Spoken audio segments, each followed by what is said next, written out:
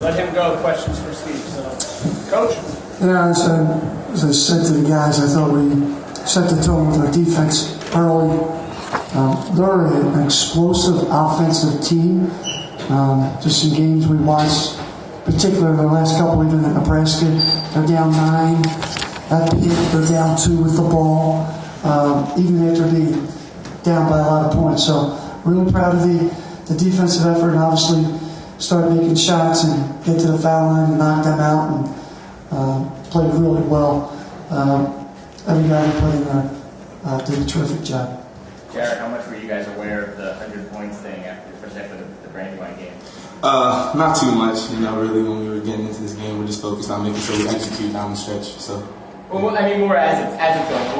When you're at 90 and you're up, is it something at that point you were aware of? Are you going to get a cheesesteak today? A little bit. I'm definitely going to get a cheesesteak. My family's up there, so they're happy. But no, I think it was awesome. It was really awesome to be able to see that type of stuff. So yeah, it was great. And this is Penn's best 14-game start in a dozen years. Mm-hmm. What does that mean to this program? Oh, it's huge. I think that, especially with me being a freshman coming in, we really just want to be able to make sure that from here on out that the program is back where it's been. And, I think that having this start so far has just been great. And, we're going to keep on going. So, yeah, thank you. How about the way you played tonight? Yeah, I think I'm progressing a little bit. I think one thing that's awesome is that Coach Donahue has been able to put some trust in me to be able to do what I've been doing so far. One thing that he preaches all the time is to be poised and be confident out there, and I think that as a freshman, that's one of the 2 biggest things that you can learn. So I think that if I keep progressing, that'll be awesome. Yeah. Jarrod, you had the opportunity, or seeing the time off you had in between the last game. How well do you think the team and yourself handled, that downtime? Yeah, I think we did great, actually. One of the things that we definitely said that you need to do is when you go home, go get in the gym. And I think that was the first thing that I did when I went home. I actually texted one of my coaches and one of my friends, and I was like, look, I need to go get in the gym right now. So we went in and we got shots up. And I think that we have a standard amongst the team that we need to be able to keep that at a high standard, and that everybody has to do their job. And I think we did great with that so far. So. Do you sense now coming back that it's, all right, conference play is now right around the corner? Is there a different feeling than there was maybe when you left for break? Yeah, definitely. I'd tell you that we kind of took the approach as it's two separate seasons. So we finished our first 8-4 season, and now we need a whole entire fresh start. So, we came into practice yesterday. Everybody was focused and ready to go, and we're going to take it one game at a time from here on out. How important was it to start off this home stretch with a win? Huge. We talk about defending our home turf like it's nothing. This is our home, and we need to defend it. So, playing at the Palestra is always huge, and being able to start off this way was great. So. Any more questions for Jarrod? Okay, Jarrod, you're excused. Questions for Coach? Thank you. When you see a team, and you know the old players, how satisfying is that for the coach to have that situation? Very satisfying. In particular, when you see how hard they work in practice. But we have a lot of good, solid basketball players, and I'm not just saying that because they've all started college games. Jake Silk, I thought, had a terrific floor game. He's played a lot in this. Matt McDonald, Sam Jones, Deb Goodman. We're deep. I would love to do this every night, play everybody. But I do give credit to the guys. There has been, for all of them, ups and downs personally have not affected.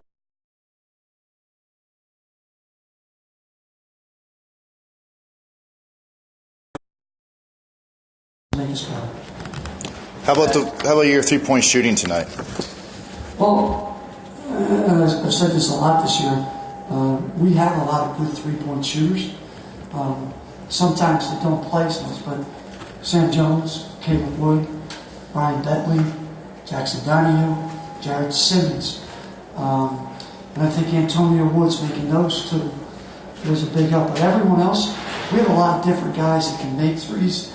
I think the thing for all of us is to figure out what combination at times we have to play to beat the team we're going against. All coaches will love to have that luxury. The difficult part is, and the part that usually doesn't happen, the guys on the team don't go along with that. They want to know when I'm checking in. What's my role? We have a group of guys that when I put them in, they know their role. They may play 10 minutes this game, not play the next, 20 the next. And for the most time, I kind of know what we're getting from each guy, in particular those shooters. When you're talking about these shooters, these guys like Sam and Caleb that are kind of specialists, and you come in, their skill sets are similar, like you said. You kind of don't know game by game. How long into you put them in, and then he's like, where does that process play out, kind of in real time during the games? Well, I think for Caleb, he's pretty consistent. Him and Jackson are going to be our backup guards. Sam has really played well over the last month in practice. He's someone that I think it depends on the opponent more. Can we put him at the 4? Can we guard somebody on the other team at the 4? Do we need outside shooting this game? Things like that. So, as I said, the luxury is that these guys accept it. And I think it makes us dangerous. And the other thing is I think we need all 3 of those guys in particular. If we're going to make a run at a championship, all 3 of them have to be a big part of this. So with the guys like Sam, like he's really been shooting the ball, he said really the last few games and has strong practices. Will you say to him coming into a game, hey, I get to need you, or this game you're not going to, so that you're kind of prepared? Yeah, occasionally. I said it at Dayton, told him, be ready. We're going to go to your zone team. His size allows him to get shots off, where Jackson's size probably against a team like Dayton makes it difficult at times. Caleb's in between that, but I'll mention that. But I think the Sam factor is that, he's just cold-blooded. It doesn't matter. If he's open, shoot. He could be in 30 seconds or 3 minutes. Once he's open, he's shooting. The thing that's enabled him to start playing more is he's defending, he's rebounding, and he's passing, all those things. How do you think your team responded after being off since December 9th? Yeah, I thought it was really locked-in performance by all the guys. I've done this in a couple of years. I think for us to enable our guys to give them all this time off, to concentrate on academics, our practices are kind of different. We kind of scrimmage and make them competitive, get lots of days off in between. I think it helps you. I like not playing that game right after finals. And I'm comfortable sending them home for Christmas. And to be honest with you, I thought Delaware State was tired. They played at Nebraska on the 23rd.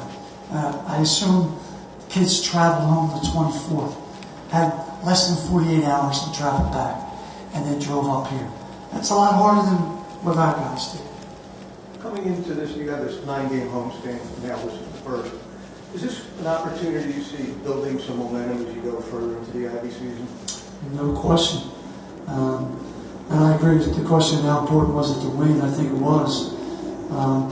You start assuming because you're home and you're going to win, that's when you lose. We haven't been home, seems forever. And I think you're going to start seeing guys more comfortable shot making, free throw making. When you're at home, it's another, no one can put the finger on why, but there's a comfort level and a confidence at home.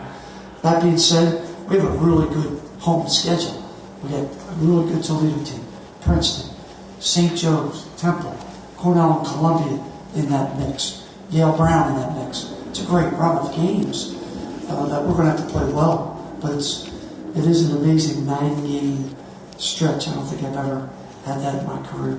I knew after the Penn State Brandywine game, you said you weren't aware the Abner's thing was still going. Was it good to get an opportunity to get these fans some cheesesteaks this year? It's pretty cool. And someone has to ask Abner's. The signs in their store is what I hear. It is. So people are going to be rolling right there now. It used to be like a long line. I hope they're on board. Do you have any idea when that started? When it started? It started in the 90s. Because I remember it was a big deal. So Ray Jerome's going to go down in Penn basketball history right here as one of the 3 or 4 guys who got the fans cheesesteaks. I'm sure he's proud of that. Any more questions for Penn? Thanks, guys.